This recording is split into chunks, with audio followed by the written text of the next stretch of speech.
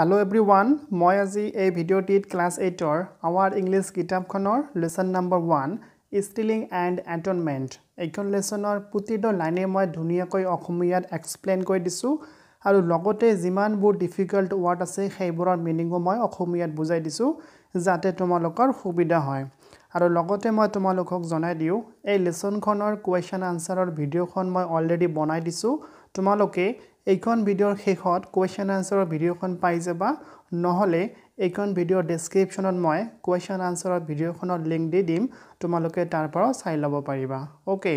আৰু লগতে মই তোমালোকক জনাই দিও জুন মাহৰ 1 তাৰিখত মই নতুন ব্যাচ এটা ষ্টাৰ্ট কৰিম গতিকে তোমালোকৰ যদি কোনোবা ইচ্ছুক আছে তেনেহলে এডমিশন ল'ব পাৰিবা এডমিশনৰ বাবে আৰু ডিটেইলছৰ বাবে স্ক্ৰিনত দিয়া নম্বৰটো যোগাযোগ কৰিব পাৰিবা ওকে মই এক্সপ্লেনেশন খিনি স্টাৰ্ট কৰা আগতে মই প্ৰথমত সামাৰি খিনি তোমালোকক জনাই দিও তেতিয়াহে তোমালোকে আৰু বেছি ভালদৰে বুজিব পাৰিবা তো সামাৰি খিনি কোৱাৰ আগত মই তোমালোকক জনাই দিও যে তোমালোকৰ যিখন লেসন ইয়াত দিয়া হৈছে স্টিলিং এণ্ড এটনমেণ্ট এই লেসনখন মহাত্মা গান্ধীজীয়ে লিখা এখন অটোবায়োগ্ৰাফি অৰ্থাৎ আত্মজীৱনী মাই এক্সপেৰিমেন্ট উইথ ট্ৰুথ এইখন অটোবায়োগ্ৰাফি অৰ্থাৎ আত্মজীৱনীৰ পৰা তোমালোকৰ লেসনখন তুলি দিয়া হৈছে এই লেসনখনত মহাত্মা গান্ধীজীৰ সৰুকালৰ বা লৰালিকালৰ সময়ছোৱাৰ কিছু কথা ইয়াত তুলি দিয়া হৈছে যেনে যেতিয়া মহাত্মা গান্ধীজীৰ বয়স 12 13 বা 15 বছৰ আছিল তেতিয়া তেখেতে এটুকুৰা সোণ চুৰি কৰিছিল আৰু সোণখিনি চুৰি কৰাৰ পিছত তেখেতে বুজিব পাৰিছিল যে তেখেতে কাৰ্যখিনি ভাল কৰা না আছিল বেয়া কাম কৰিছিল সেই কাৰণে তেখেতে সেই কথাখিনি তেখেতৰ দেউতাকক চিঠিৰ আকাৰত লিখি জনাই দিছিল দেউতা যেতিয়া চিঠিখন পাইছিল পোৱাৰ পিছত তেখেতক একো গালি খাপনিও দিয়া না আছিল বা নিজৰ ক্ষতিও কৰা না আছিল তো মহাত্মা গান্ধীজীয়ে তেখেতৰ দেউতাকৰ এনেকুৱা ৰিএকশন অৰ্থাৎ প্ৰতিক্ৰিয়াৰ ফলত এটা শিক্ষা লাভ কৰিছিল যিটোক তেখেতে কৈছে অহিংসা তো এইখিনি হল লেসনটোৰ সামাৰি মই এতিয়া লাইন বাই লাইন এক্সপ্লেইন কৰি দি আছো তোমালোকে কনসেন্ট্ৰেট বা মনোযোগৰে শুনিবা বুলি মই দৃঢ় আশা ৰাখিলো I pilfered the coppers when I was 12 or 13, possibly less. Possibly শব্দটোৰ অৰ্থ হৈছে সম্ভৱত and less means কম আৰু ইয়াত pilfer শব্দটোৰ অৰ্থ হৈছে কম মূল্যৰ বস্তু চুৰি কৰা and copper means তাম তো ইয়াত আমি কি বুজা পালো ইয়াত কোৱা হৈছে I pilfered I কোন হয় ইয়াত কোৱাচোন বাৰু I হল মহাত্মা গান্ধীজী নিজেই কাৰণ this is his autobiography এইখন হল তেখেতৰ আত্মজীৱনী গতিকে I means মহাত্মা গান্ধীজী নিজেই তো তেখেতে এনেদৰে কৈছে I pilfered যে মই চুৰি কৰিছিলো কি চুৰি কৰিছিলো the coppers যে মই তাম চুৰি কৰিছিলো when যেতিয়া I was 12 or 13 যেতিয়া মোৰ বয়স আছিল 12 বা 13 possibly less সম্ভৱত তাতকৈ কম হ'ব পাৰে তেতিয়া কিন্তু মই তাম চুৰি কৰিছিলো okay next line The other theft was committed when I was 15. Theft শব্দটোৰ অৰ্থ হৈছে চুৰি কাৰ্য তো তেখেতে ইয়াত কৈছে যে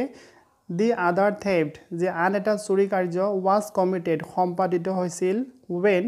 I was 15 যেতিয়া মোৰ বয়স আছিল 15 তো তেখেতে ক'লে যে মোৰ বয়স যেতিয়া 12 or 13 আছিল possibly less বা তাতকৈ কম হ'ব পাৰে তেতিয়া মই কপাৰ চুৰি কৰিছিলো আৰু নেক্সট চুৰি কাৰ্য মই এটা সম্পাদিত কৰিছিলো তেতিয়া মোৰ বয়স আছিল 15 বছৰ গতিকে তোমালোকে বয়স কেইটা মনত ৰাখিবা ভালদৰে ইন দিস কেস এই ক্ষেত্ৰত I stole a bit of gold out of my meat-eating brother's omelet তো ইন দিস কেস এটা কোন ক্ষেত্ৰৰ কথা কোৱা হৈছে যে 15 বছৰ বয়সত যেতিয়া তেখেতে চুৰি কৰিছিল তেতিয়া তেখেত কি চুৰি কৰিছিল in this case I stole মই চুৰি কৰিছিলো a bit of gold এটুকুৰা সোণ চুৰি কৰিছিলো কৰ পৰা চুৰি কৰিছিলো out of my meat-eating brother's omelet অৰ্থাৎ মোৰ এগৰাকী মঙহ খোৱা ব্ৰাদাৰৰ আমলেট means বাজু যিবোৰ সাধাৰণতে মানুহে হাতত পিন্ধে এনেকুৱা বাজুৰ পৰাহে মই চুৰি কৰিছিলো This brother had run into a debt of about 25 rupees. Debt means ঋণ বা ধাৰ তো ইয়াত কোৱা হৈছে তেখেতৰ যিগৰাকী মেডিটিং ব্ৰাদাৰ আছিল তেখেতৰ এটা ঋণ আছিল বা ধাৰ আছিল সেইটো আছিল কিমান টকাৰ about প্ৰায় 25 rupees আছিল he had on his arm an armlet of solid gold means প্ৰকৃত সোণ তো ইয়াত কোৱা আছে he had on his arm তেখেতৰ হাতত আছিল কাৰ হাতত mid eating brother হাতত কি আছিল এটা armlet আছিল অৰ্থাৎ বাজু আছিল যেটো আছিল প্ৰকৃত সোণৰ It was not difficult means কঠিন তো it was not difficult এটো হিমান কঠিন না আছিল to clip কাটি লবলৈ a bit out of it অৰ্থাৎ এই আমলেটৰ পৰা এই টুকুৰা সোণ কাটি লোৱাটো মহাত্মা গান্ধীজীৰ বাবে হিমান কঠিন না আছিল Well it was done অৰ্থাৎ চুৰি কৰা কাৰ্যখিনি সম্পাদিত হ'ল and the debt cleared আৰু লগতে ধাৰখিনিও পৰিশোধ কৰা হৈ গ'ল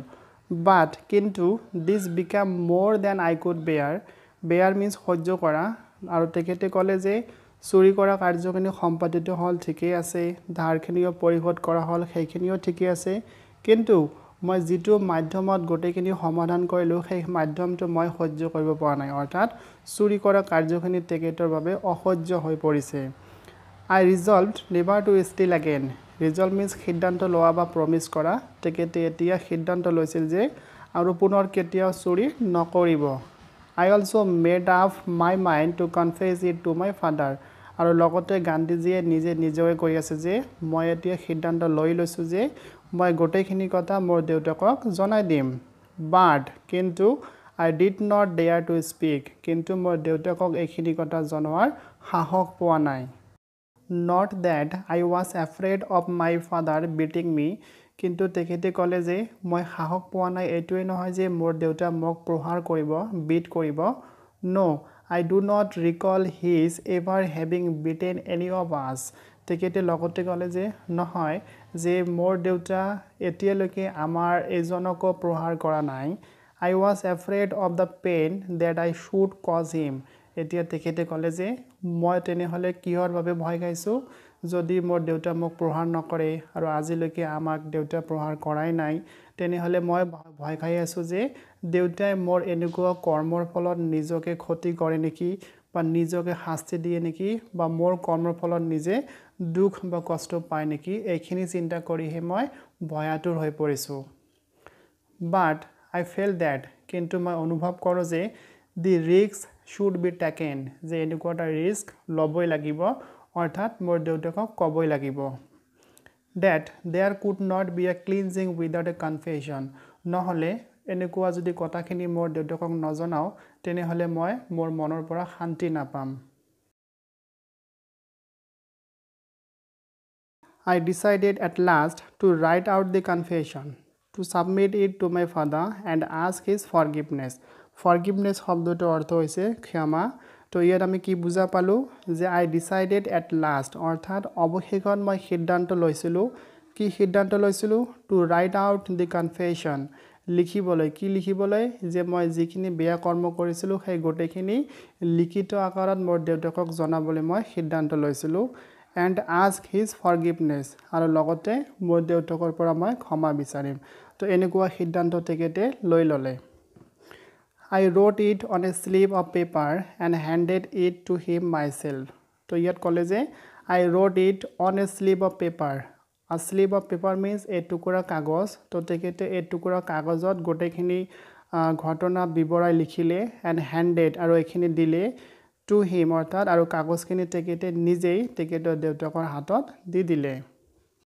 In this note, not only did I confess my guilt, but I asked adequate punishment for it. Adequate শব্দটোৰ অৰ্থ হৈছে উপযুক্ত and punishment শব্দটোৰ অৰ্থ হৈছে শাস্তি তো ইয়াত কোৱা আছে যে in this note এই নোটখনত not only did I confess my guilt যে নোটখনত কেৱল মোৰ দোষখিনিহে মই প্ৰকাশ কৰা নাই but তাৰ উপৰিও মই কি কৰিছো I asked adequate punishment for it আৰু লগতে মই মোৰ দুখৰ বাবে পোৱা শাস্তিখিনি যাতে মোক দিয়ে সেইখিনিও মই বিচাৰিছো and আৰু closed with a request to him আৰু লিখনিখিনি মই এটা অনুৰোধৰে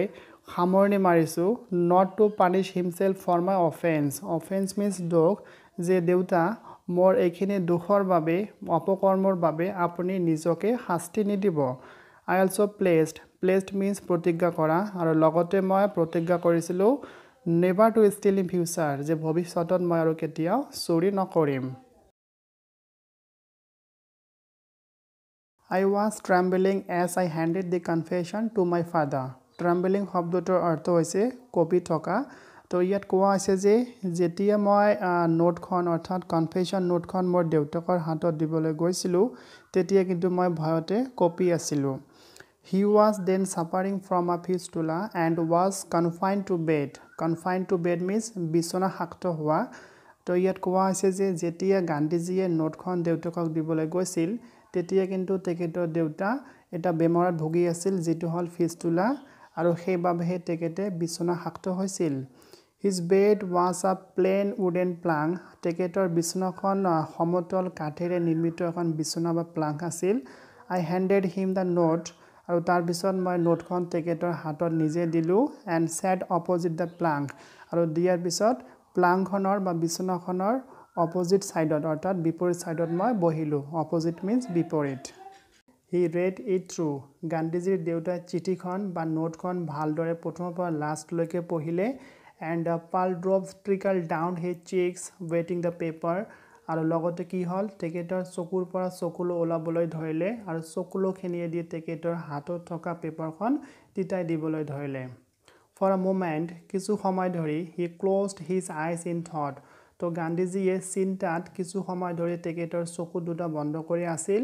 and then আৰু তাৰ পিছত tore up the note তাৰ পিছত তেখেতৰ হাতত থকা নোটখন ছিঙি পেলাই দিলে He had set up to read it. He again lay down. তাৰ পিছত দেউতা কি কৰিলে পুনৰ এবাৰ বিছনাখনত শুই পৰিলে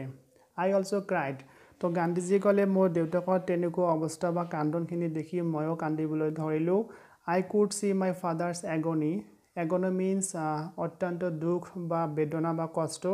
তো গান্ধীজীয়ে ক'লে যে মোৰ দেউতাকৰ মনত থকা দুখখিনি বা কষ্টখিনি মই দেখিব পাৰিলোঁ If I were a painter তো গান্ধীজীয়ে ক'লে যে যদি মই এজন painter হলোহেঁতেন I could draw a picture of the whole scene today তেনেহলে মই আজিৰ যিখিনি ঘটনা ইয়াত হল বা দৃশ্য যিখিনি হল গোটেইখিনি মই ছবি আঁকি ৰাখিব পাৰিলোহেঁতেন It is still so vivid in my mind vivid means স্পষ্ট আৰু তেখেতে ক'লে যে it is still যে এই দৃশ্যটো এতিয়া মোৰ মনত স্পষ্ট হৈ আছে Those pearl drops of love cleansed my heart and washed my sin away. তো গান্ধীজীয়ে ইয়াত কৈছে যে তেখেতৰ দেউতাকৰ চকুৰ পৰা ওলোৱা চকু পানীখিনিয়ে অকল তেখেতৰ দেউতাৰ গান্ধীজীৰ প্ৰতি থকা মৰমৰ চিহ্নহে মাত্ৰ আৰু সেইখিনি চকুলোৱে তেখেতৰ হাৰ্টখিনি ক্লিন কৰিছে অৰ্থাৎ পৰিষ্কাৰ কৰি দিছে and washed my sin away. Sin means কুকৰ্ম বা অপকৰ্ম আৰু লগতে সেইখিনি চকু পানীয়ে তেখেতৰ কুকৰ্মখিনি ধুই লৈ পেলাই গৈছে Only he who has experienced such love can know what it is আৰু লগতে গান্ধীজীয়ে কৈছে যে কেৱল সেইগৰাকী ব্যক্তিয়ে বুজিব পাৰিব বা অভিজ্ঞতা কৰিব পাৰিব যিগৰাকী ব্যক্তিয়ে তেনেকুৱা লাভ অৰ্থাৎ মৰমৰ বা ভালপোৱাৰ সন্মুখীন হৈছে as the hymn says Only he who is smitten with the arrows of love knows its power. তো গান্ধীজীয়ে কৈছে যে কেৱল সেইগৰাকী ব্যক্তিয়ে যিগৰাকী ব্যক্তিয়ে তেনেকুৱা মৰমৰ সন্মুখীন হৈছে সেইগৰাকী ব্যক্তিয়ে জানিব পাৰিব যে আচলতে মৰমৰ কিমান ক্ষমতা This was for me an object lesson in ahimsa. That means গান্ধীজীয়ে কৈছে যে এইখিনি হল তেখেতৰ বাবে এটা অহিংসাৰ শিক্ষা Then I could read in it nothing more than a father's love, but today I know that it was pure ahimsa. তো গান্ধীজীয়ে কৈছিল যে প্ৰথমত মই এইখিনি ভাবিছিলোঁ যে এইখিনি হল মোৰ দেউতাকৰ মোৰ প্ৰতি থকা অসীম ভালপোৱা কিন্তু আজি মই ভালদৰে বুজিব পাৰিলোঁ যে এইখিনি হল pure ahimsa. When such ahimsa became all embracing, it transforms everything it touches. There is no limit to its power. আৰু লগতে তেখেতে কৈছে যে অহিংসা এটা ইমান শক্তিশালী ক্ষমতা যাৰ কোনো সীমা নাই অসীম অৰ্থাৎ সীমাহীন ক্ষমতাৰে পৰিপূৰ্ণ এটা শিক্ষা যেটো হল অহিংসা This sort of sublime forgiveness was not natural to my father. Forgiveness means ক্ষমা and sublime means উচ্চ মানৰ তো মহাত্মা গান্ধীজি ইয়াত ক'লে যে মোৰ দেউতাকৰ মোৰ প্ৰতি যিখিনি ফৰগিভনেছ দেখুৱালে সেইখিনি আচলতে নেচাৰেল নহয় এনেকুৱা ধৰণৰ গুণ সম্পূৰ্ণ মোৰ দেউতা হয়েই I had thought that he would be angry, say hard things and strike his forehead. লগতে গান্ধীজিয়ে ক'লে যে I had thought মই ভাবিছিলোঁ that যে he would be angry. মোৰ দেউতা হয়তো মোৰ এনেকুৱা অপকৰ্মত মোক হয়তো গালি খাপনি দিব বা খং কৰিব say hard things হয়তো গালি খাপনি দিব and strike his forehead হয়তো মোৰ এনেকুৱা কৰ্মত নিজে নিজৰ কপালখিনি খুন্দাব but কিন্তু he was so wonderfully peaceful কিন্তু তেখেতে শান্তিপূৰ্ণভাৱে আছিল and I believe this was due to my clean confession আৰু সেই কাৰণে গান্ধীজিয়ে এইখিনি বিশ্বাস কৰে যে বা ভাবি ল'লে যে হয়তো মই পৰিষ্কাৰ কৰি বা মোৰ যিখিনি দোষ আছিল যিখিনি বেয়া কাম কৰিছিলোঁ সেইখিনি মোৰ দেউতাকক জনাইছোঁ যাৰ বাবেহে হয়তো গান্ধীজিৰ দেউতা ভাবিছে যে মোৰ ল'ৰা অৰ্থাৎ গান্ধীজিয়ে যিহেতু নিজৰ দোষখিনি স্বীকাৰ কৰিছে গতিকে তেখেতক আৰু গালি খাপনি দিব নালাগে এনেকুৱা চিন্তা ধাৰণা কাৰ গান্ধীজিৰ A clean confession combined with a promise never to commit the sin again when offered before one who has the right to receive it is the purest type of repentance. Repentance শব্দটোৰ অৰ্থ হৈছে অনুতাপ তো ইয়াত কোৱা হৈছে যে যেতিয়া কোনো এজন ব্যক্তিয়ে কিবা এটা অপকৰ্ম বা কুকৰ্ম কৰে আৰু কুকৰ্মখিনি কৰাৰ পিছত যেতিয়া নিজৰ দোষখিনি স্বীকাৰ কৰে তেতিয়া সেইখিনিকে কোৱা হয় purest type of repentance. I know that মই জানো যে my confession made my father feel absolutely safe about me. গতিকে গান্ধীজিয়ে ক'লে যে মই ভালদৰে জানো যে ময়ো যিহেতু বেয়া কাম কৰিছিলোঁ আৰু বেয়া কামখিনি কৰাৰ পিছত মোৰ দেউতাকক মই নিজে জনাইছোঁ সেইবাবেহে দেউতা মোক সম্পূৰ্ণৰূপে ছেফ বুলি ভাবি লৈছে and increased his affection means মৰম for me beyond measure আৰু যাৰ বাবেহে দেউতাকৰ মোৰ প্ৰতি থকা ভালপোৱাখিনি এতিয়া beyond measure অৰ্থাৎ সীমাৰ বাহিৰলৈ অতিক্ৰম কৰি গৈছে তো ডিয়াৰ ষ্টুডেণ্ট লেছনৰ এক্সপ্লেনেশ্যনখিনি ইয়াতে সমাপ্ত হ'ল মই আশা ৰাখিম তোমালোকে হয়তো নিশ্চয় ভালদৰে শুনিছা আৰু বুজিবলৈ চেষ্টা কৰিছা তো তেনেহ'লে আজিলৈকে এইখিনিয়ে ধন্যবাদ have a good day thank U